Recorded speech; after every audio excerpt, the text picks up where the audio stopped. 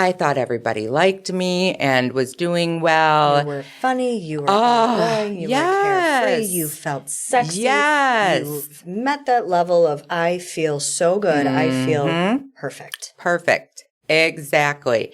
Dancing up a storm, got in my exercise. Of course. And then it just started getting more and more out of control. Hello, and welcome to Pissy But Pretty, a show about hindsight, hope, tangents, and cuss words. We are your hosts, party tricks turned semi-responsible women.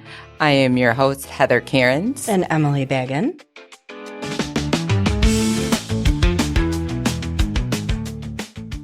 Hello. Hello there.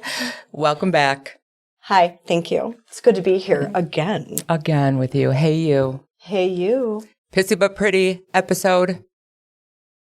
Uno, tres, cuatro, cinco. Cinco de Mayo. Oops, we meant to say episode 6. Oh, Cinco de Mayo. That's what happens when you eat too much on Cinco de Mayo. You get Cinco de Mayo. Okay, that's the next day. Thanks for joining us again and sticking around for 5 episodes. Awesome. Thursday. And it is winter in Wisconsin, and it's gross. Ew. And it's negative like 3 million degrees outside. Yes. And I blame you because you hate summer. I just wanted a white Christmas. That's all I asked for. And suddenly we have winter forever and ever and ever. Yeah. You can blame me. It's fine. I'm a swamp beast and I'll own it. Yeah, you are. Very sweaty. All right. So. On to you, my darling. This one's about me. This one's about you. And how I became a train wreck, I suppose. In the best way. Best way. Yeah. We learned. Live and learn. So I guess we got into like how I grew up, oldest out of 5 kids, going to a Lutheran grade school for 10 years with the same like 15 kids in my class. Stifling. Oh, and just trying to be seen, heard, and in like having everything to be perfect. Like I think that was where I stuck out the most because I am the most perfect person I know. Imperfectly perfect in every way. In every way, like a spoonful of sugar. Kind of like Mary Poppins. Only a slut. If she was, she goes to your homes for different reasons. That carpet bag. She's big. She got a big carpet. Anyways, this is going off track. Tangent. All right. So I guess, where do I begin? Where do you begin? We're going to begin at school. The Lutheran school. The Lutheran school. Our religion, our need to be perfect, which... Yeah. You will never, ever, ever, ever, ever achieve, but you tried super duper duper hard to do that. I don't think I tried super hard to be perfect because I knew I wasn't going to be. And that's how I stuck out. Being the naughty kid, as naughty as you can be in a Lutheran school. With 15 people toto. Right. You're just not going to stick. My naughty was I wore earrings bigger than a quarter, got sent to the principal's office, which the principal's office stunk like cigarettes. Oh. Like they could smoke them back those days. They did. Also, I think when I got to high school where I had to convince my parents to let me go to the public high school where all of a sudden I had 350 something kids in my class.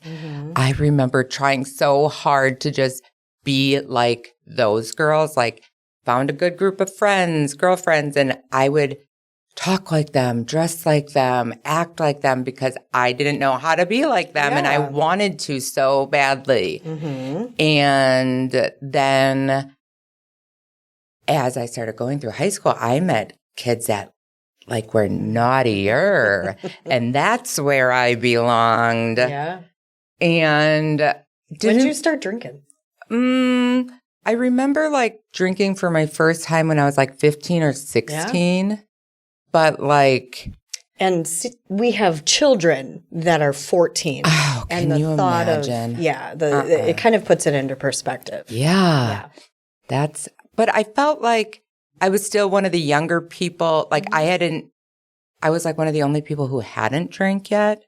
Wow. So like, I don't know how early they all started, but yeah, I mean, unless you consider the communion wine, but yeah. And so. Jesus' blood. Isn't that what that is? Mm-hmm, That's creepy. Anyway, a little bit. So did you do it for a reason at that point, or was it just like socially? Socially. Like, it was like, you know, in our day where we grew up, it was like, drive in the back of a building or field and everybody's drinking. And I think I got drunk for my first time, maybe like junior or senior year, but like nothing wild and outrageous. Yeah. But then when I went off to college after high school, that's when shit got real. Yeah. In fact, like I remember my whole family moved me up to college. And when they were saying goodbye to me, it was all of a sudden, what am I doing? Yeah.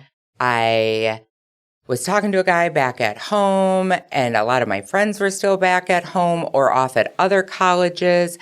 And then I realized they're dropping me off where I know pretty much no one. I knew a couple people that went up to college in La Crosse, but I didn't know. They weren't like good friends of mine. You're on your own. Yeah. You're and on your own. So like when they left, I remember having a good cry, like, what am I doing? I need to go back home. Yeah.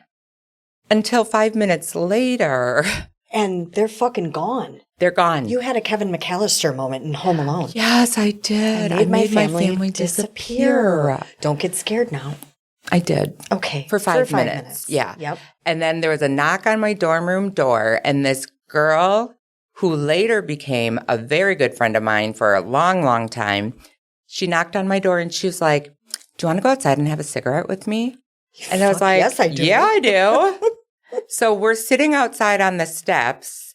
A bunch of guys walk out and they're like, hey, we're going to a house party. You guys want to come? We're like, yep. And that was it. I went from being absolutely devastated to a house party in like less than an hour. That's amazing. And that started my college career of partying. If you will. Mm-hmm. That was a great time. I remember I majored. Yeah, my dad said I majored in barrel stands and beer bongs. I was actually going for fashion and marketing, but yeah, barrel stands and beer bongs. And I excelled at that. Yes, you did. It was a bunch of house parties, a bunch of dancing. Oh, God, it was so fun. It was so fun. But that's when I realized, I only lasted a year and a half, partied my way right out of college. Okay. It was a really expensive lesson. We all have those. Yeah. And most of them are called children. Expensive lessons. Yeah. I think then coming home and being a disappointment that it didn't last well or didn't go well up there, and then having to move back in with my family where I am supposed to be perfect again, but being the rebel that I was not going to let that happen. And it's easier if they're disappointed in you all the time. Of course. Then you don't have too high of standards. Yep.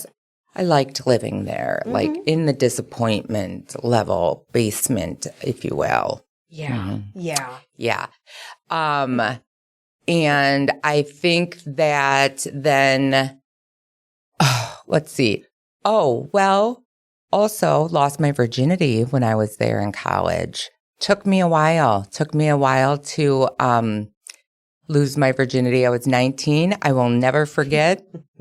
I was so picked on for being the only virgin in our friend group. I was the only one that I knew that was everybody was picking on me so bad. And so finally was at a house party at my friend's house, got a little tipsy, and I knew the guy next door to me was interested, or next door to her was interested.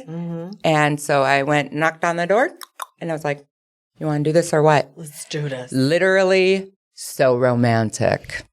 And 30 seconds later, you weren't made fun of anymore. Right. All of the sudden. Oh my God. Like they say, like most people will never forget their first time. I barely remember it. Yeah. And I feel like that is a lesson, like maybe I won't tell my son about, unless he's listening to this, of course, one day when he gets much older. Sure. But it's like, that was my first time, really, because I was so sick and tired of people picking on me. People romanticize your first time. Oh, you'll never forget it. It's supposed to be beautiful and perfect. It's not like the movies. Light a candle and it's all, no. There was no rose petals. I think the mattress was on the floor, if I remember correctly. Most likely. And it probably it had was sweat college. stains on it. Oh, Maybe probably. a little vomit. Or, It's just syphilis, maybe. The clap. Ew. No, I Okay. didn't get anything. Thank God. Thank God, Lord Jesus. Take Anyways. 4 pills that give you metal mouth. Ooh. I don't know. I've heard. Oh, okay. Well, sucking on pennies. It's a lot like Yeah. that. Anyway. Oh, speaking of, I got my first underage drinking ticket. My 19th birthday, they threw me a surprise birthday party. And I was like, got a present from the La Crosse Police Department. I was so proud until the next day I was like, oh, well, shit. Oopsies. Yeah. Oopsies. But that was the only one I got, thank God. But then going home and then living in that disappointment, going out a lot, like we had, and I believe you were you a part of this at that time, where we had a different ladies' night every night of the week. We would drive 45 minutes to drink for free. Of course. Guys had like what bars you could go to for wings that were super cheap. We had ladies' nights. And they kept track of the ladies' nights. Let's not be, If they had wings, it was a double whammy. But yeah, and I think that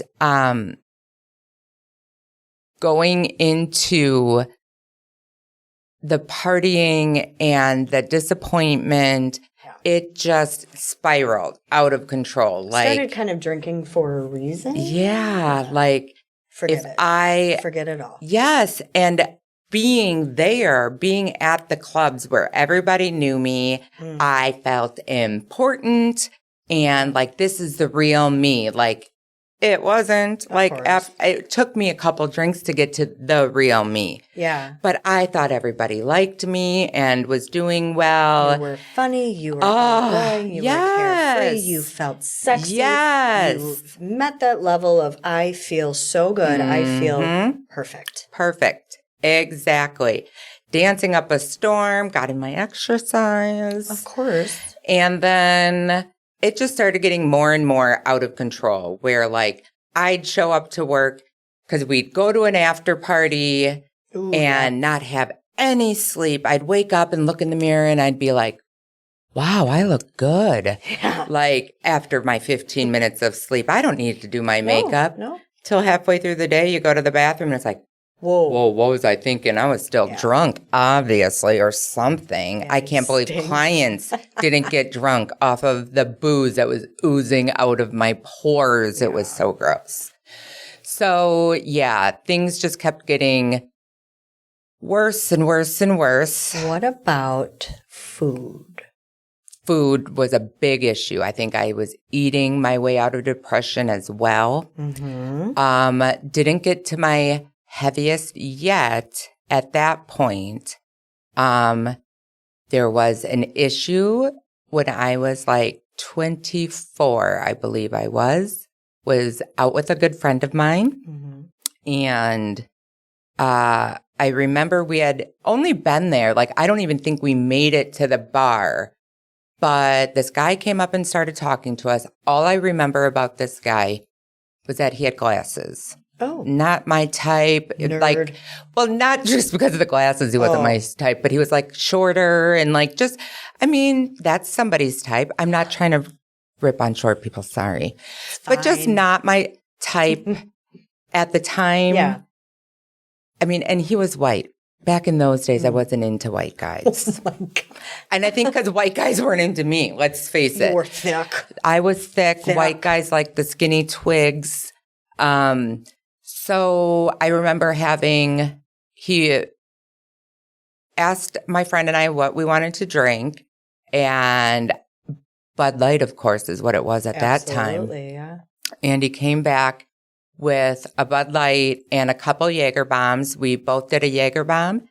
And the next thing I remember is waking up and, oh God, waking up and not knowing where I was, turning over, and there was that man that I was not attracted to. I don't even know his name still to this day. I got dressed because I was naked. Whoopsies. Yep. Got dressed and went out to the living room, called my friend really quietly. I'm like, you need to come and get me. She goes, well, where are you? I looked out the window. I had no clue where I was. Oh my gosh. So I said, I don't even know where I am. And so I remember having to like go in and like wake this guy up. I was like, hey, excuse me, me here. Hi. Do I look the same with clothes on? But I was like, I need to go home now. And so he ended up taking me home. I was in Pewaukee. Oh, okay. Had no clue. That's about a good 20 minutes from my house. Took me home and never let myself think about it. It would come to me from time to time, a lot of times in the shower, like when you're having deep conversations with yourself in the shower. Of course, absolutely. And I would have a little cry, and then I'd be like, nope, nope, nope. Because you were raped. Yeah. It took me till I sobered up almost 4 years ago to actually admit that to myself. Yeah. I would think that happened, or sometimes like laying in bed at night over 20 years, I would think about it. And I would be like, well, Heather, what did you expect? What did you expect was going to happen? And that's the disgusting point of view. And let's face it, I had up to this point, I had many one night stands, like just being a complete drunken idiot. Right. But this one was different. This one was like, so it like just dealing with, I think I was drinking that away a lot, like, of course. And the guilt and the shame I felt from that. Just be like, well, what do you expect, Heather? You drink too much. And this is kind of the perception that you put out there. And, or how were you dressed, or, what. You were there. Yeah. And just so being like. there is almost like the blame, putting the blame on the victim, that victim shaming. You were there. Your tits were showing. You knew what was happening, but that's not. And the whole reason why I sobered up was because I had a time where I found my husband was away working, and I went out with a group of friends, you included, and I said, oh, I wasn't ready to go home yet. So I went out, then I found different groups of friends in our hometown that's small. Yeah. And I remember I remember telling you, because you were sober and you left, and you said, let me take you home. And I was like, no, I'll get an Uber. Knowing darn well that the weekend before, my husband and I were out and we tried to get an Uber home and there wasn't any available. Right. A lot of times where we live, they're not. Sometimes on the weekends you can get one. Well, when I found myself by myself, called an Uber, and it took an hour and a half for this Uber to get there. And I was sitting outside the bar waiting by myself. And I just remember waking up the next morning, Heather, how did you let yourself get so out of control? And at this time I was like, 40 something, 40, 41. 4 years ago. Yeah. And I said, I told myself I was never going to let myself get that out of control again. And again, the memories started popping up. Over the years, you would get little blips of like what happened that night. Like, oh my God, I remember waking up with this sweaty man on top of me. Mind you, I don't even think I could pick this guy out of a lineup. Like, I don't. I think he could walk up and say hi to me and I wouldn't even recognize him. That's how I wouldn't even look at him the whole way home. I was so embarrassed.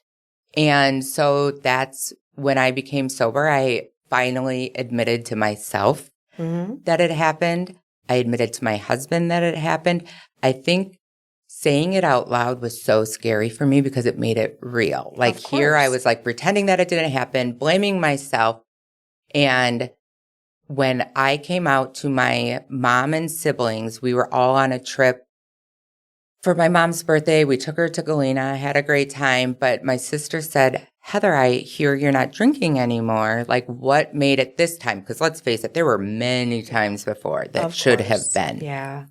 And I started shaking and crying. I thought they were going to also blame me because they didn't approve of how I was living. And that was hard. And I just remember my brother, who was the only man in the room at the time because my dad had passed, he just came up and he hugged me and he wouldn't let me go. And he said, I'm so sorry this happened to you. But now, knowing what I know now, like, and it's still, I think, like my therapist has told me, you know, like, what would you say to a woman in your shoes? Like if you had a client sitting in your chair, I know exactly what I'd say. And I believe it all. It's not your fault. It's not, you can dress any way you want. You can act any way you want. That is not okay. Right. I don't think I will ever not blame myself. I would love to get to a place where I wouldn't. But I think dealing with that, the drinking helped it go away. The eating helped it go away. So then I'm going to interrupt because this was a pivotal moment in our friendship because you were still drinking when we sort of reconnected. I've been sober 9 years. You've been sober 4. And it was, you went out with me that night for dinner and you started drinking and you started speaking in cursive. As I like to say, I did that. I'm just going to stay out for a little bit more. Just a little bit. These are all my friends. I remember looking around that bar in Oconomowoc going, she don't know a goddamn fucking person in this place. They know her name. They don't know her. Right. She doesn't know them. Right. There is a vision in my head when you talk to me about standing on that street corner fucking by yourself. Just in the middle of the night. And that was the rock bottom when there was so many other things that happened, hurting yourself and falling on your face and just so many devastating physical problems. But the rock bottom was the lonely moment when you had nothing but you and your thoughts. And you went, isn't that holy weird? Shit, I got to change something. I wouldn't change any of that, of course. I left. Fully knowing that something may happen to my friend. No, you didn't. Of course I did. No, you didn't. Of course I did. I would not have gone with you. I know. Like, there was no way. No. Because you know how I get? That of course. I was This is not on you. No, not at all. Well, no, I'm taking credit for you getting sober. Oh, well, okay, let me finish. Yeah. Sorry. Yeah. Taking all the credit for that. You better. For leaving you. For leaving you. And you had that moment. But I remember telling my husband, like, so this happened. Because he was gone away working. And I told him that this is why. This was my rock bottom. I'm not drinking anymore because I don't like how out of control I was and waiting for that Uber by myself. Yep. And he looked at me and he goes, that's it? Well. And I'm like, how do I make this man understand? He's like, you didn't cheat on me or anything? No. I'm like, oh my no, gosh. I didn't cheat on you. Right. I acted a fool, but I, thank God, like, was like physically okay. Like, and it's so then the emotional, that is the point. But I didn't have the courage at that time to tell him about the rape yet. So I had just told him this is what happened. And I didn't like that feeling of being out of control. And I didn't like the feeling of being that out of control and not having you with me and being by myself. Friends? Yeah. Where was everybody? That I think, that I think is a big deal. Yeah. When you just kind of realize, like, I'm a mess. I'm a mess. I'm alone. These are my choices. And I'm too old to be doing this. I'm too old to be fucking doing this. I'm a business owner out here. A mother. In this, small town, acting a fool. On the corner. It was probably cold. I'm just assuming. I'm always cold, so I'm sure I was. Yeah. So big deal. That was my sobering moment. Yeah. And that's hung up the flask. Hung it right up.